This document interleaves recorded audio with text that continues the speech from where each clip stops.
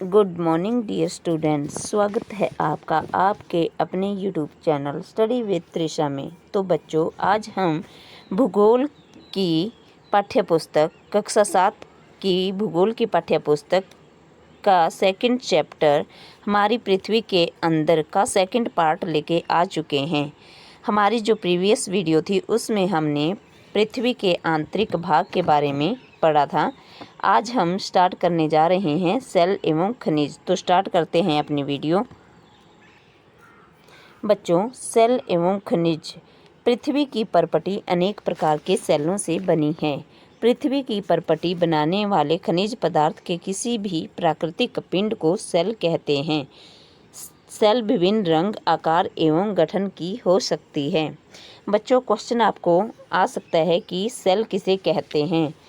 तो पृथ्वी की परपटी जो है अनेक प्रकार के सेलों से बनी हुई है। पृथ्वी की परपटी बनाने वाले खनिज पदार्थ के किसी भी प्राकृतिक पिंड को सेल कहा जाता है। सेल जो है मुख्य रूप से 3 प्रकार के होते हैं: आग्नेय सेल, अवसादी सेल, कायांतरित सेल। सेल 3 प्रकार के होते हैं या 3 प्रकार के सेल पाए जाते हैं: आग्नेय इग्नियस सेल, अवसादी सेडिमेंट्री सेल, कायांतरित मेटामॉर्फिक सेल।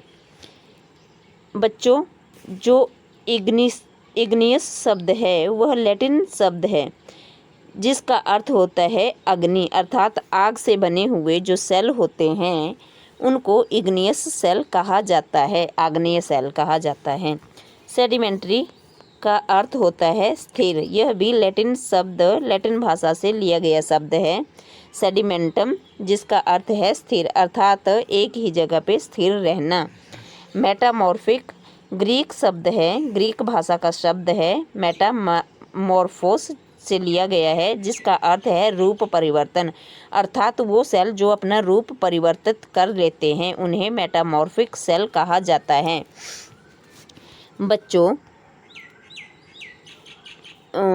वास्तव में आग की तरह लाल द्रवित मैग्मा ही लावा है। जो आग की तरह द्रवित मैग्मा को ही लावा कहा जाता है, जो पृथ्वी की आंतरिक भाग से निकलकर सतह पर आता है, जो कि पृथ्वी के जो आंतरिक भाग होता है वहाँ से निकलकर पृथ्वी की परपटी पर आता है।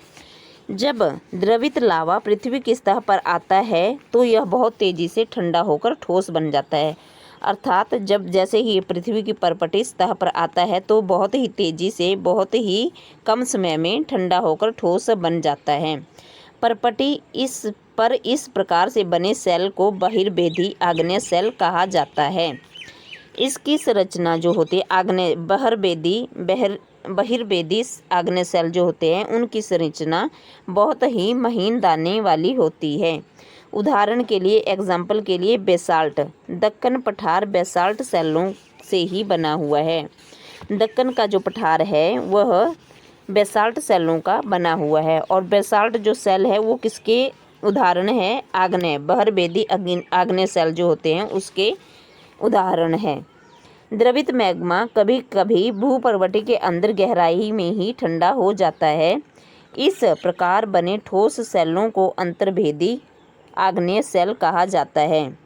कभी कभी क्या होता है कि जो मैग्मा होता है वो भूपर्वती के अंदर की गहराई में ही ठंडा हो जाता है और इस प्रकार से जो सेल बनते हैं उन्हें अंतर्भेदी आग्नेय सेल कहा जाता है। धीरे धीरे ठंडा होने पर ये बड़े बड़े दानों का रूप ले लेते हैं। ग्रेनाइट जो सेल होते हैं वो अंतर्भेदी आग्नेय सेल का उदाहरण है। लेई मसालों तथा दानों का चूर्ण बनाने के लिए जिन अपघर्षण पत्थरों का उपयोग किया जाता है वे ग्रेनाइट के बने होते हैं।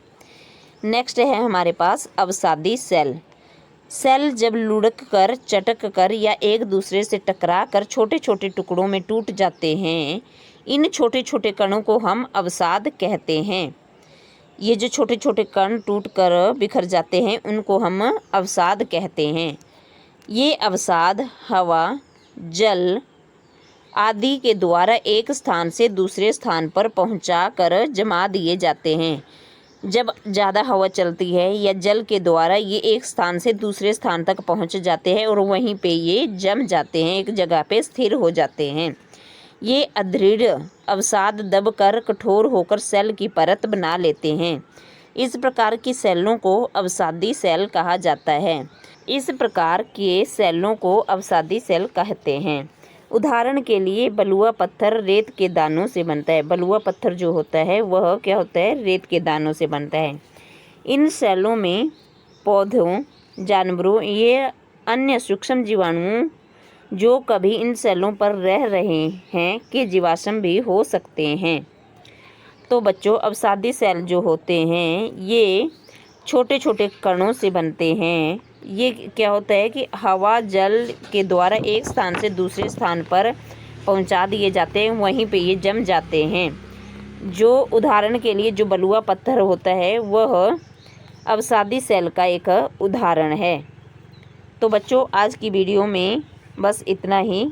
आज की वीडियो में हमने सेल एवं खनिजों के बारे में पढ़ा। हमने पढ़ा कि सेल जो होते हैं मुख्य रूप से 3 प्रकार के होते हैं: आग्नेय सेल, अवसादी सेल और कायांतरित सेल।